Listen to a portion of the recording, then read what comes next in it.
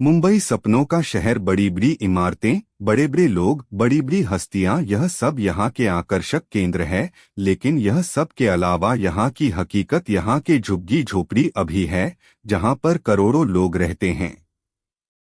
यहाँ पर शांता अपने पति धर्मा और अपने दो बेटी रेणु और मुन्नी के साथ रहती है। धर्मा को सिर्फ एक ही काम आता है, शांता की कमाई के पैसों से शराब पीना और टांग पसार कर सो जाना। शांता दूसरों के घर में झाड़ू बर्तन मांज कर अपना घर चलाती और अपने दोनों बेटियों को पढ़ाती है।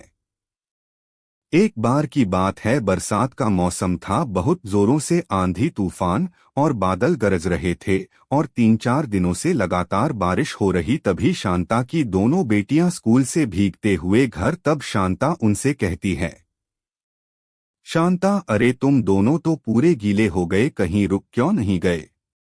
रेणु, हम दोनों काफी देर तक रुके रहे, लेकिन यह बारिश है जो रुकने का नाम नहीं ले रही, तो हमें लगा अगर हम ज्यादा लेट कर देंगे तो आपको हमारी फिक्र होगी, इसलिए हम चले आए।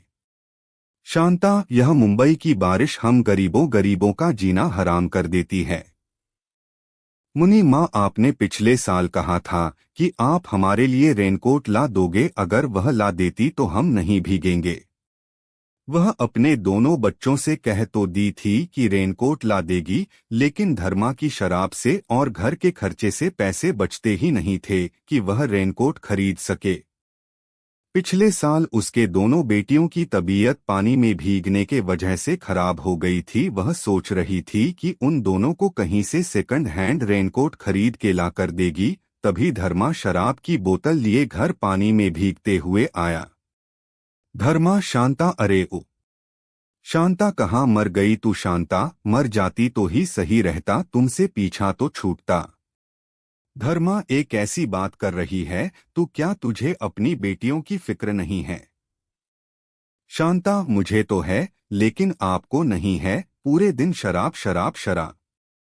धर्मा के साथ दिक्कत यह थी कि वह खुद की बुराई तो सुन लेता, लेकिन कोई अगर शराब को कुछ कह दे तो उसका पारा चढ़ जाता। धर्मा गुस्से में आकर शांता को एक झापड़ मार देते हैं। धर्मा, ओए मुफ्तखोर औरत, तुझे कितनी बार बोला है मेरे शराब को कुछ नहीं बोलने का? अगर तू मेरे शराब को दोबारा कुछ बोली तो मुझसे बुरा कोई नहीं होगा। शांता, यह शराब हमारा घर तोड़ रही है, आपको नहीं दिखता यह सब? धर्मा, चुप कर, बिल्कुल चुप, मुंह से आवाज नहीं। जब दोनों की शादी हुई थी तब धर्मा कभी कभी पीता था, लेकिन पता नहीं उसके साथ क्या हुआ, वह रोज पीने शुरू कर दिया। इसी वजह से उसकी नौकरी भी चली गई। लेकिन उसे यह सबसे कोई फर्क नहीं पड़ता था, क्योंकि उसकी नौकरी गई तो शांता की कमाई शुरू हो गई। दोनों बेटियां भी अपने पिता के इस व्यवहार से सहमी रहती थी। शांता, सुनिए जी, मानसून का मौसम आ गया है, यहाँ हर रोज तेज बारिश हो रही है। धर्मा, मानसून में बारिश नहीं होगी तो क्या लू चलेगी, मूर्ख औरत? शांता, आपसे तो कुछ कहना ही बेकार है। धर्मा, अरे तो कहती क्यों है, मेरे से चल फुट यहाँ से, घर जाते जाते कुछ रुपए देती जाना। रुपए की बात सुनते ही शांता को गुस्सा आ। शांता, रुपए रुपए क्यों चाहिए? धर्मा, तेरे लिए ताजमहल बनाना है, ताजमहल। शांता, देखो जी, मेरे पास आपके शराब के लिए कोई पैसे नहीं है, कुछ पैसे पड़े भी हैं तो वह राशन के लिए है। देख नहीं रहे, सारे बर्तन खाली पड़े हुए हैं और बारिश भी दिन ब दिन बढ़ते ही जा रही है, रुकने का नाम ही नहीं ले रही है। अगर ऐसी ही बारिश होती रही तो बाहर निकलना भी मुश्किल हो जाएगा, इसलिए मैं चाहती हूँ कि कुछ राशन खरीद के रख लिया जाए, आगे दिक्कत नहीं होगी। धर्मा को यह बात सुनकर बहुत गुस्सा है। वह सोच कि अगर वह उसके ऊपर गुस्सा करेगा तो वह उसके ऊपर भारी पड़ जाए और उसे पैसे भी नहीं देगी। इसीलिए उसने बड़े प्यार से, धर्मा, अरे शांता, मुझे पता है कि मैं बहुत बुरा आदमी हूं ना, मुझे तुम्हारी फिक्र है ना अपने बच्चों की। धर्मा के इस बदले आचरण से शांता सदमे में आ जाती है और उसे समझ नहीं आता कि अचानक इन्हें क्या हो गया है। शांता, रेनू और मुन्नी के पास रेनकोट भी नहीं है। वह दोनों हर रोज स्कूल से भीगते हुए घर आती है। धर्मा, भगवान के लिए मुझे यह सब मत बोलो। मैं जानता हूँ कि मेरे शराब के लत के कारण तुम सबको यह मुसीबत उठानी पड़ती है, लेकिन मैं तुमसे वादा करता हूँ कि आज के बाद शराब को मैं कभी हाथ नहीं लगाऊंगा। पक्का? शांता, सच? धर्मा, हाँ बिल्कुल सच, तुम्हारे सर की कसम।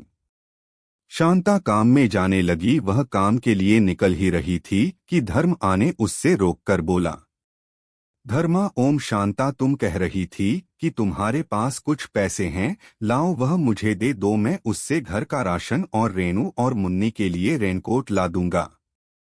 शांता यह सोच रही थी कि ऐसे वादे तो वह बहुत बार कर चुका है। अगर वह उसे पैसे दे दी और वह उस पैसे से शराब पी लिया तो फिर वह घर कैसे चलाएगी। वह यह सोच ही रही थी कि धर्म आने उसे रोकते हुए कहा, धर्मा, क्या हुआ? शांता, मुझे पैसे देने से तुम्हें डर लग रहा है ना? यही तो दिक्कत है, तुम मुझे सुधारना भी चाहती हो लेकिन मुझ पर विश्वास नहीं करती। छोड़ो, रहने दो। अगर तुम मुझ पर विश्वास ही नहीं करती तो। शांता फिर से धर्मा की बातों में आ गई और उसे घर के बचे हुए पैसे दे देती है और काम पर चली जाती है। धर्मा, बड़ी आई घर में राशन भरेगी? हाँ, घर में भूखे तो रहा जा सकता है लेकिन शराब के बिना बिल्कुल नहीं। हाँ हाँ। उस दिन हर रोज की तरह तेज बारिश हो रही थी। घर में जो भी बचा हुआ राशन था वह उसने बना लिया था और धर्मा के आने का इंतजार कर रही थी। रात के 9:30 बजे धर्मा लड़खड़ाते हुए घर पहुंचा, हाथ में शराब की बोतल और पूरा गले तक के ट्यून। उसकी हालत देखकर ही शांता समझ गई कि यह आज फिर से पी कर आया है। उसने गुस्से में उससे पूछा, शांता, घर का राशन कहाँ है और दोनों बच्चों के रेनकोट? धर्मा, ए चुप, चल सामने से हट, बड़ी आई। हिसाब किताब लेने वाली, मुझे जाने दे। एक थप्पड़ में तेरा सारा होलिया बिगाड़ दूंगा। मैं बता रहा हूँ, बात मत कर मेरे से। धर्मा हर दिन की तरफ जाकर बिस्तर पर लेट गया।